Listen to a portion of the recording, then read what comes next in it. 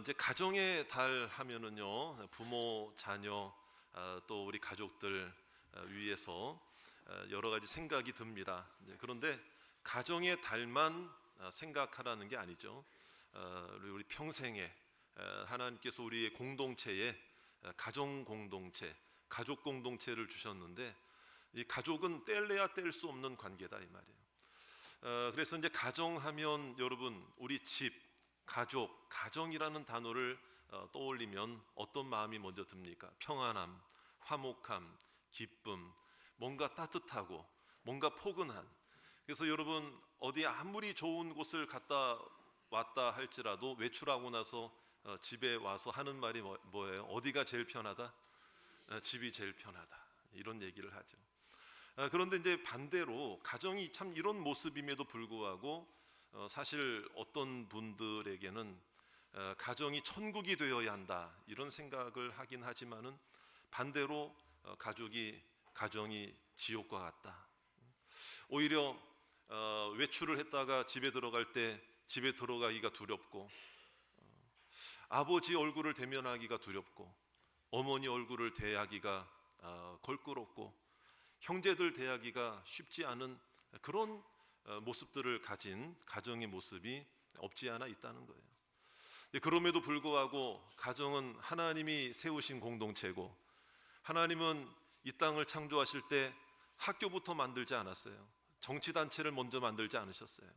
사회단체를 만드신 게 아니에요.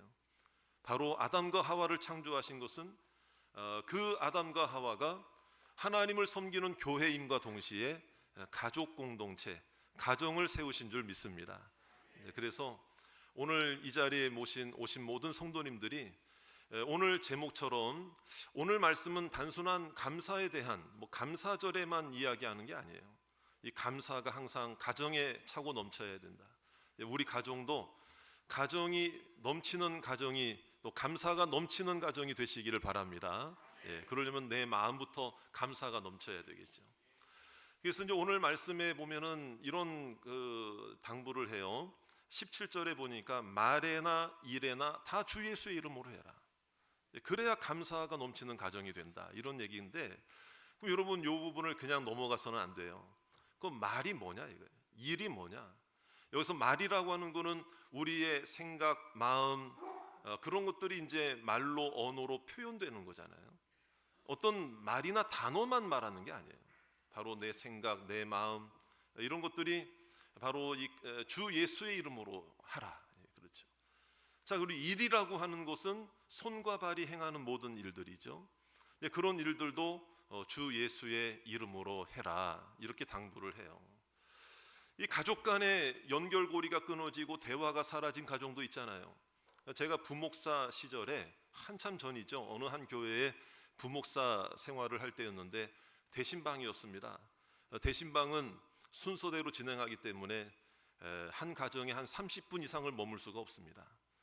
그때 당시에도 제가 사역했던 교회가 하루에 한 15가정에서 20가정 정도를 하루에 신방을 해야 한 석 달 정도 대신방을 하게 되면은 제가 맡고 있는 교구가 한 1000가정이 됐기 때문에 이제 다 돌아와 볼 수가 있거든요. 그래도 부족해요. 근데 어쨌든 이제 대신방을 하는데 짧은 시간인데 신방대원들과 같이 동력하는 전도사님과 같이 이렇게 다 가잖아요. 그런데 그 가정 한 가정을 제가 잊을 수 없는 가정이 있어요. 기도의 제목을 내놓는데 그 짧은 시간인데 굉장히 참 그 당시로서는 힘든 기도의 제목을 내놓더라고요. 그게 뭐냐면 그 아내 되시는 분이 혼자 낮에 이제 이렇게 신방을 받으시고 우리 신방대원들이 같이 갔는데 그 남편과의 관계에 어떤 좀 불협화음, 또 힘든 문제 이런 거를 말하는 거예요. 그래서 이제 그럼 의사소통은 어떻게 합니까? 그랬더니 하시는 이야기가 뭐냐면은 쪽지로 전달한대요. 쪽지.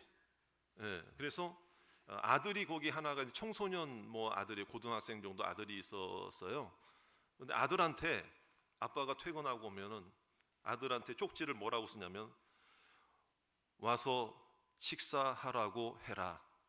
식사하세요. 이렇게 쪽지를 쓰면은 그걸 아들한테 주는 거예요. 그럼 아들이 그거를 아버지한테 주는 거예요. 그러면 또 아버지는 거기다가 뭐라고 또 쓰는가 하면 밖에서 먹었다고 해라. 밖에서 먹고 왔어요. 또 아들한테 주는 거예요. 그럼 아들이 또 자, 그런 생활을 무려 3년 이상 지금 그렇게 하고 있다는 거예요. 그러면 도대체 그 중간에 아들은 뭐고 그 아들의 입장에서는 뭐가 되는 거예요? 그 아버지 어머니의 관계 안에서 이게 참 말없는 전쟁이잖아요. 보이지 않는 폭탄을 그냥 서로 쏟아붓고 있는 거잖아요.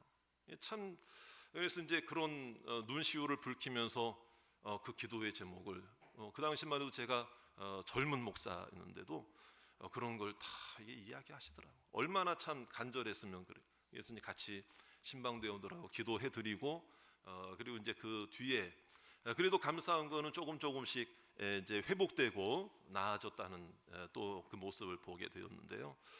어쨌든 이와 같이 가정의 모습이 말도 말 한마디도 손과 발로 행하는 그 하나하나도 참 어떻게 보면 어색하고 부자연스럽고 불편할 때가 얼마나 많이 있느냐. 저는 오늘 이러한 우리들의 가정의 모습이 서로 있다 할지라도 오늘 하나님은 가정을 회복시키시는 하나님이십니다. 그 비결이 뭐냐? 감사가 넘치면 그 가정은 회복된다. 그걸 우리들에게 보여주고 있어요. 그래서 17절 말씀은요, 중간까지만 읽으면 안 됩니다. 끝까지 읽어야 돼요. 우리 같이 한번 다 같이 읽겠습니다. 시작. 또 무엇을 하든지 말이나 일에나 다 주 예수의 이름으로 하고 그를 힘입어 하나님 아버지께 감사해라. 자, 그러면 말을 하든 어떤 말을 하든 뭐 어떤 일을 하든 다 주 예수의 이름으로 하라고 그러니까 이걸 어떻게 적용해야 되겠어요? 어떻게 하면 되겠어요? 그러면은 여러분 단순히 생각해서 어떤 말을 할 때에 가족들에게 다 예수의 이름 붙여서 얘기하라는 얘기입니까? 그러면 밥 먹으라고 그럴 때도 당신 예수님의 이름으로 명하노니 오늘 와서 빨리 식사하세요. 텔레비전 앞에 있지 말고 예수의 이름으로 말하노니 빨리 와서 내 말 좀 들어주세요. 아들한테도 너 예수의 이름으로 말하니까 너 예수의 이름으로 명하노니 빨리 공부해라, 숙제해라, 뭐 이렇게 하는 얘기입니까? 단순히 예수님의 이름을 갖다 붙이라는 얘기가 아니에요. 여기서 말하는 것은 예수님의 생각을 가지고 예수님의 심정을 가지고 예수님의 마음을 가져라. 그러면 그 예수님의 그 마음이 어떤 것이냐? 바로 이제 십자가에서 우리 죄악까지 다 담당하신 예수님의 마음. 예수님은 끝까지 참으셨습니다. 끝까지 받아주십니다. 믿습니까? 끝까지 나를 용서하시고 사랑하시는 주님이심을 믿으시기 바랍니다.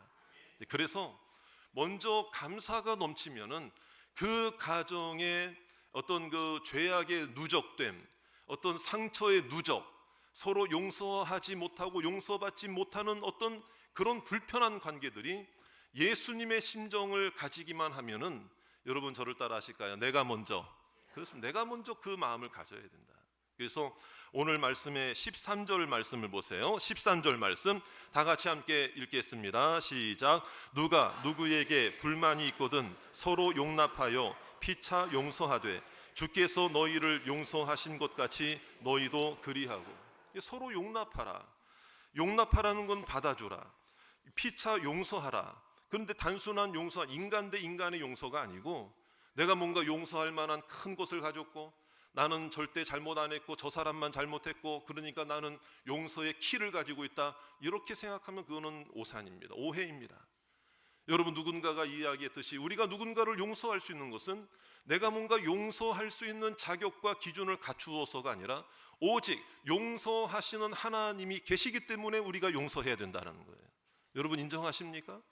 우리 하나님의 사랑을 받고 있는 자이기 때문에 용납하고 용서하고, 여러분 가정 안에 가장 사랑해야 될 관계임에도 불구하고 부모, 자녀, 부부 사이, 자녀와 자녀, 형제 사이에 여러분 왜 불편함이 없겠습니까?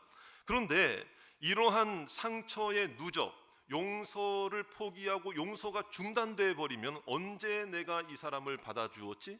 언제 이 사람이 이야기를 끝까지 한번 들어봐 준 적이 있는가? 라고 생각할 정도로 어렵고 힘든 단절이 있을 때에는 서로가 용서하기가 쉽지 않아요. 그래서 오늘 이러한 말씀을 들으면 피차 용서하라, 따라합시다. 피차 용서하라, 서로 용서하라. 이런 이야기를 듣잖아요. 서로 하라고 그랬잖아요. 피차라고 그랬잖아요. 이거를 나 유리한 쪽으로 적용을 해요. 피차 용서하라고 그랬으니까, 서로 용서하라고 그랬으니까 네가 먼저 용서해라. 우리는 이 말씀을 이렇게 적용하기가 쉽다 이 말이에요. 그러나 정답은 무엇입니까? 누가 먼저 해야 됩니까? 누가 먼저 용서해야 됩니까? 누가 먼저 손을 내밀어야 됩니까? 내가 먼저라는 거예요. 따라합시다. 내가 먼저. 여러분, 우리가 구원의 길을 우리 스스로 인간의 힘으로 찾은 게 아니에요. 예수님이 먼저 이 땅에 오셔서 우리를 위해 먼저 십자가를 지시고, 먼저 피를 흘려주시고, 먼저 고통을 당하시고, 먼저 손을 내밀어 주셨습니다. 오히려 칼로, 또 오히려 못을 받고 창으로 찌르는 그 병사들을 용서하셨고, 저 사람을 죽여라라고 외치는 그 군중들을 오히려 불쌍히 여겨주시며 용서의 손길을 내밀어 주셨다는 거예요. 믿음이 없어서 주님을 부인하고 도망가고 떠나고 배신했던 제자들에게 주님이 먼저, 여러분 그 갈릴리 호수로 주님이 먼저 찾아오셨잖아요. 오늘 이 예배 시간도 마찬가지예요. 서로 상대방의 용서만 지금 바라고 기대하고 쳐다보고 있고, 나는 먼저 마음을 닫고 있는 우리들에게 여러분, 주님이 같은 말씀을 하시는 것은 네가 먼저, 내가 먼저, 내가 먼저, 내가 먼저 마음을 열어라, 이 말씀을 하시는 것을 믿으시기 바랍니다. 여러분, 교회는 가정과 같고 가정도 교회와 같다고 그랬는데, 여러분 교회도 뭐 가정도 그렇지만 가장 사랑하고 동력을 이루고 한 가족임을 늘 알면서도 여러분, 갈등이 교회 안에 있을 수 있을까요? 없을까요? 갈등은 있을 수 있습니다. 그러나 저는 바라기는 갈등이 있을 수는 있어요. 생각이 다르고 살아온 환경이 다르기 때문에. 그러나 여러분, 그 갈등이 번지기 전에 딱 무마가 되고 잘 해결이 돼야 되지, 갈등이 다툼이 되고 싸움이 되어서는 안 되잖아요.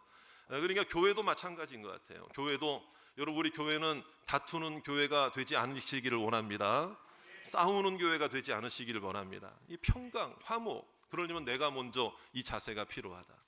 여러분, 그래서는 안 되지만 교회 안에 혹시 우리 교회는 전혀 그런 것 같지는 않아요. 그런데 참 안타깝게도 참 이렇게 주위를 보면은 자, 우리 교회는 절대 안 그러죠. 예를 들어서 자, 권사님하고 집사님하고 싸움이 났어요. 우리 교회는 그런 일 없죠. 예, 다시 한 5분만 예라고 대답하신 것 같아. 자, 우리 교회는 그런 일 없잖아요. 그런데 그런 일이 만약에 있을 때, 자, 권사님이 손을 내밀어야 돼요? 집사님이 손을 먼저 내밀어야 돼요? 집사님은 권사님이라고 그러고 권사님은 집사님이라고 그러고. 근데 이런 상황 속에서도 우리가 생각하는 이게 마음속에 네가 먼저 손을 내밀어야지, 이런 그 마음이 한켠에 있다 이 말이에요. 그러나 우리는 다시 생각해야 돼요. 저를 따라 합시다. 내가 먼저. 한번 생각해 보세요. 예수님은 나의 죄악까지 해결해 주셨는데, 여러분 함께 신앙생활 하다 보면, 함께 가정생활 하다 보면, 아이 뭐 용납 못할 일이 뭐가 있어요. 뭐 죽고 사는 문제도 아닌 거 가지고 사실은 그렇게 싸운단 말이에요. 옛날에 그런 얘기 저도 뭐 종종 드렸지만은요, 어느 부부가 이혼 법정에 가서 판사의 중재를 먼저, 그 이혼 판결 내리기 전에 몇 주간 중재하는 화해 기간을 가지잖아요. 나중에 이제 보니까 왜 사이가 벌어졌는가 보니까 옛날에 럭키 치약 쓸 때 치약 짜는 문제로 남편은 모가지부터 꾹 짜고 아내는 밑에부터 돌돌. 여러분, 지금 세대, 지금 젊은이들은 그런 얘기하면 모를 거예요. 왜냐하면 럭키 치약을 사용해 본 적이 없거든. 지금은 다 이렇게 뭐 잘 나오는 치약. 근데 옛날에는 이게 이제 치약 튜브가 이게 아주 저기 딱딱하고 뭐 그런 튜브예요. 그러니까 밑에서부터 그러니까 그것부터가 이제 이렇게 좀 돼가지고 이게 사이가 벌어져서 뭐 성격 차이냐 뭐냐 해가지고 이혼 법정까지 온 거예요. 그때 판사 한 분이 그 부부를 중재하면서 뭐라고 도움을 준 줄 아세요? 나중에 회복됐어요. 회복됐는데 뭐라고 중재하는가 하면, 치약 2개 사서 써요. 치약 2개 사서 쓰면 되잖아. 여러분, 정답 아닙니까? 그 싸울 일입니까, 여러분? 치약 2개 사서 쓰면 되잖아. 2개 사서 쓰면 되잖아. 아니 뭐 중간부터 짜든 위에서 뭐 따든, 그게 뭐 죽고 살 일이라. 여러분, 한번 저를 따라합시다. 내가 먼저. 이게 이제 중요하다. 그러니까 여러분들 가정에 상처의 누적이 없으시기를 원합니다. 용서를 포기하는 일이 없으시기 바랍니다. 용서해야 돼요. 안아줘야 돼요. 품어줘야 돼요. 그래서 여러분, 중요한 것은 뭐냐? 가정은 말 한마디에 회복될 수도 있지만 말 한마디에도 상처받을 수 있는 게 가정이다. 여러분, 가장 가까운 사람한테 오히려 상처를 받잖아요. 여러분, 정말 우리가 이 내가 먼저 주님의 마음을 가진다면은 나를 용서하신 주님의 사랑으로 여러분들의 가정에 감사로 용서가 넘치고 은혜가 넘치고 기다려주고 품어주고 좀 끝까지 들어줄 줄 아는, 이게 진짜 용서잖아요. 아니, 어떻게 끝까지 안 들어보고 용서할 마음이 생기냐 이거예요. 그동안 용서를 못하고 용납을 못한 거는 뭐냐면 내가 아내의 말을 끝까지 안 들어줘서 그런 거예요. 남편의 말을 끝까지 안 들어줬어요. 자녀들의 말을 끝까지 안 들어줬어요. 이야기를 중간에 듣다가 판단하고 됐어 다 알아, 말 안 해도 돼. 또 어떻게 말합니까? 이야기 하려고 하는데 입을 막아요. 안 해도 돼, 다 알아. 그러니까 그게 이제 마음의 문이 가득 이제 잠겨지게 되는, 열리지가 않는. 그렇기 때문에 내가 먼저 용서할 뿐만 아니라 받아주고, 오늘 우리가 또 성경 말씀에서는 중요한 걸 뭐라고 말하죠? 사랑의 띠로 온전히 매라. 그래서 이 감사는 사랑의 띠로 가정을 묶어주는 것이다. 우리 14절 말씀, 우리 같이 한번 14절 15절 말씀 다 같이 한번 읽어보겠습니다. 시작. 이 모든 것 위에 사랑을 더하라. 이는 온전하게 매는 띠니라. 그리스도의 평강이 너희 마음을 주장하게 하라. 너희는 평강을 위하여 한 몸으로 부르심을 받았나니 너희는 또한 감사하는 자가 되라. 여러분, 감사는 우리 가정을 사랑의 띠로 온전하게 매게 할 줄로 믿습니다. 사랑의 띠라는 게 뭘까요? 띠라는 게 뭐냐면 그 당시 의복을 쭉 보면은 통으로 짠 의복이에요. 그러면 그 의복이 치렁치렁 흘러내리지 않게 하려면은 중간에 띠를 묶어야 되거든요. 허리띠의 역할을 하는 게 있어야 돼요. 그래서 이제 오늘 본문도 옷 이야기가 나오는데 12절에 보니까 긍휼, 자비, 겸손, 온유, 오래 참음을 옷 입고 그랬잖아요. 그러나 이러한 아무리 용서한다고 그러고 아무리 들어주고 아무리 인격적으로 대해도 이 사랑의 띠로 옷이 흘러내리지 않게 해야 우리 가정에 여러 가지 어려움과 힘든 일이 있을 때 불협함이 생기지 않고, 여러분, 그러한 하나님의 축복의 옷이 흘러내리지 않게 하실 줄로 믿습니다. 그럼 사랑이라고 하는 것을 우리는 생각해야 되는데, 여러분, 사랑이 없는 감사는 억지와 형식이 될 수밖에 없고, 감사가 없는 사랑은 오히려 내 집착이 될 수밖에 없을 때가 많다. 여러분, 사랑한다고 해요. 아내를 사랑한다고는 말을 해요. 남편을 사랑한다고는 말을 해요. 자녀들을 사랑한다고는 말을 하는데, 여러분, 진정한 감사가 없다면은 그 사랑이 집착이 되는 거예요. 내 방식대로 사랑을 일방적으로 한다고 생각하고, 나는 너를 사랑하는데 너는 왜 이 사랑을 받아들이지 않느냐라고 오히려 힐난하고 손가락질해요. 그러면 그게 진짜 사랑이냐 이거. 여러분, 집착하는 걸 사랑으로 잘못 오해하고 판단하는 사람들이 많아요. 분별력이 없어서 그래. 그러나 진정한 사랑은 내가 먼저 손을 내밀 뿐만 아니라 내가 먼저 참고 인내하고 기다려주고, 여러분, 오히려 하나님을 향한 감사로 옆에 있는 사람을 소중하게 여기는 것이 진정한 사랑이다.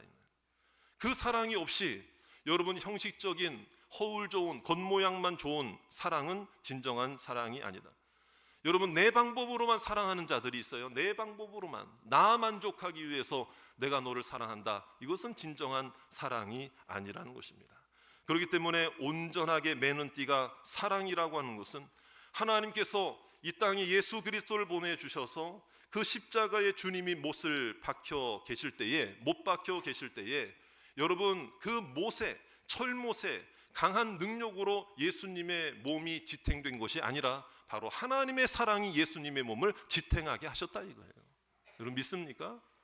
철못의 힘으로 예수님의 그 몸이 지탱된 게 아니에요. 하나님의 사랑이 그 어떤 것보다도 우리를 향한 사랑이 예수님을 그 십자가에서 내려오지 않게 하셨고, 십자가에서 모든 것을 주시는 은혜를 허락해 주셨다는 거예요. 여러분, 그 사랑이 우리 가정에 흐르고 있음을 믿으시기 바랍니다. 그러니까 내 방법대로 이게 한다고 해서 그게 사랑이에요? 여러분, 주님의 사랑으로 사랑해야죠. 주님의 인내로 사랑해야죠.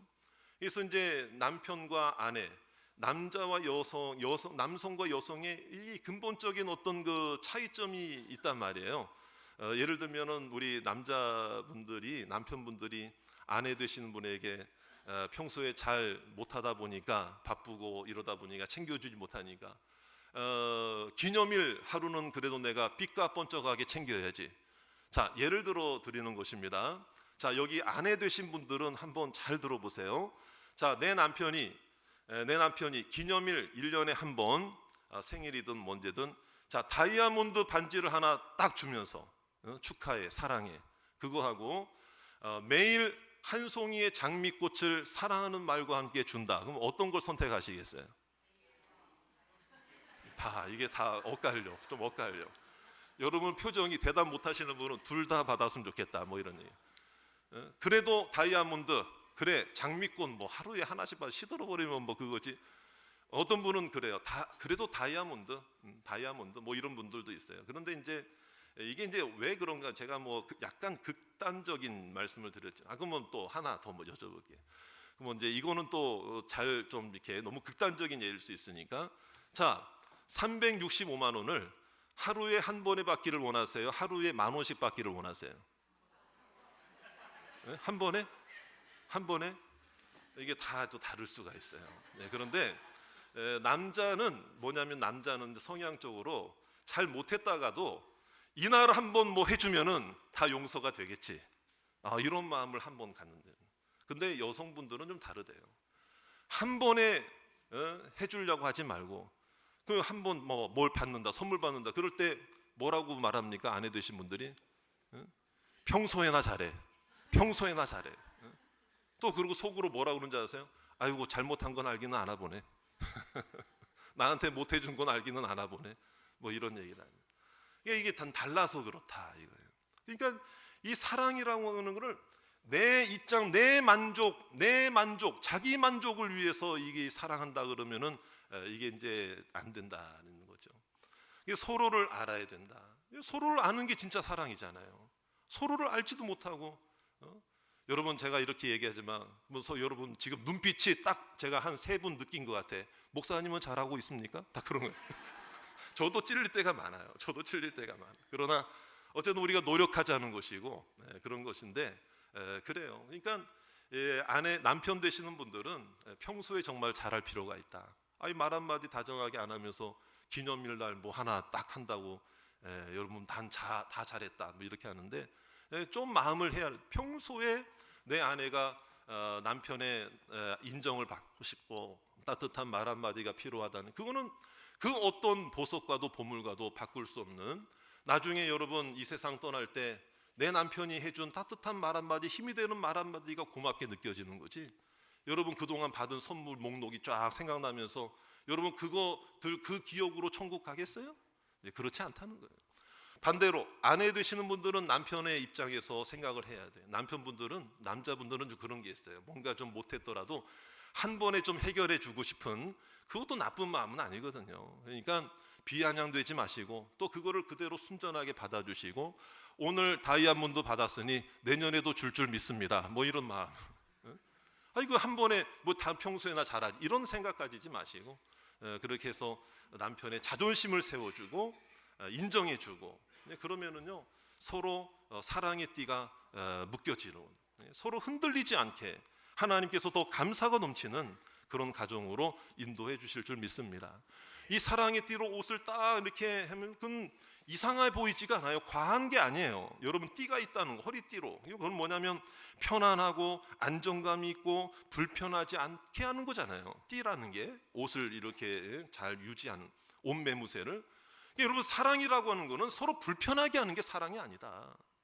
여러분들에게 화려하고 과하고 과도하고 뭐 쓸모없이 더 막 거추장 그런 사랑이 아니라, 여러분 서로가 서로를 여러분 불편하지 않게 하기만 해도 그건 사랑이다. 하나님께서 평안함 가운데 주시는 축복을 허락해 주실 줄 믿습니다. 그 말 한마디, 그러니까 말에나 일에나 감사함으로 해라. 바로 이것이 사랑의 띠다. 그러므로 우리가 아무리 용서하고 사랑의 띠로 묶어준다고 해도 중요한 건 하나님과의 관계거든요. 그게 이제 영성이에요, 영성. 그래서 16절에 있는 말씀도 한번 읽어볼 필요가 있는데 16절을 안 읽으면 안 돼요. 자, 16절 말씀 다 같이 함께 읽겠습니다. 시작.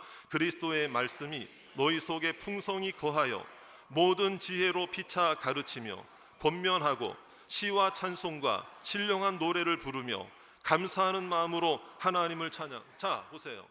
하나님 안 믿어도, 하나님 믿지 않아도 가족끼리 화평하게 잘 지내는 가정은 얼마든지 있을 수 있습니다.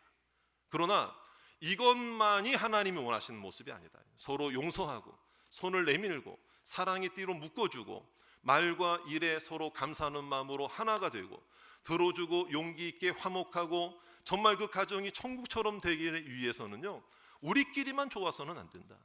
바로 가족 한 사람 한 사람이 부모도 하나님 앞에서 영성이 올바로 서야 되고 자녀들도 하나님 앞에서 서 있어야 된다는 거예요. 아무리 우리끼리는 잘 지내는데 그 가정에 예배가 없고 말씀이 없고 기도가 없고 하나님의 은혜가 없고 주님의 십자가를 인정하지 않고 세상적인 방법으로 살아간다면 그 가정이 축복된 가정이라고 이야기할 수 있겠느냐. 여러분, 부모가 예배 이야기를 하고 하나님 이야기를 하고 예수님 받은 은혜를 이야기할 때 자녀들도 그 이야기가 하나도 이질감이 없이 부담감, 거부감이 없이 자녀들도 함께 공감이 되어지는 그런 가정이 되시기를 원합니다. 언제든지 어떤 대화를 하든지 하나님 이야기가 나오고 받은 은혜의 간증이 나오고 자녀들도 하나님 이야기하고 어머니도 하나님 이야기하고 아버지도 하나님 이야기하고 기도할 때 은혜 받았던 이야기하고 여러분, 하나님에 대한 이야기를 할 때 아무도 거부감이 없고 아무도 여러분 거절하지 않고 그냥 자연스러운 삶의 일부분처럼 받아들여서 가족들끼리 예배도 하고 하나님과 연결되어 있고 기도하고 권면해주는, 여러분 그게 진정한 감사하는 가정이 아니겠느냐. 그러니까 여기 있는 부모님들 잘 들으셔야 됩니다. 나만 믿음 좋은 걸로 만족하지 마시고 자녀들에게도 신뢰할 만한 부모가 돼야 자녀들에게도 선한 영향력을 끼칠 수 있는 것 아니겠습니까? 그런 마음의 소망을 가지자. 지금 현재 우리의 가정은 어떻습니까? 우리 가정을 한번 돌아보자. 여러분, 점점 가정의 위기가 닥쳐오고 있다, 이런 이야기를 심심치 않게 요즘 많이 합니다.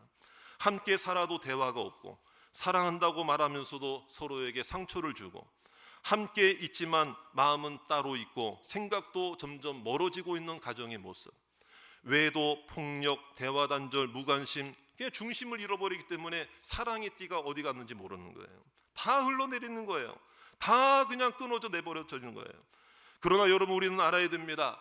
가정은 하나님이 세우신 공동체이기 때문에, 하나님의 공동체이기 때문에 반드시 회복될 줄 믿습니다. 무조건 회복되어야 할 줄로 믿습니다.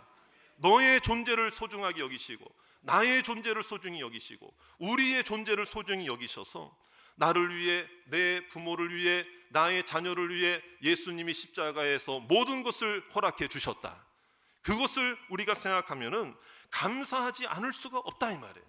여러분, 서로가 서로를 봐도 감사가 넘치기를 원합니다. 내 자녀가 뭘 어떻게 해서 감사한 게 아니에요.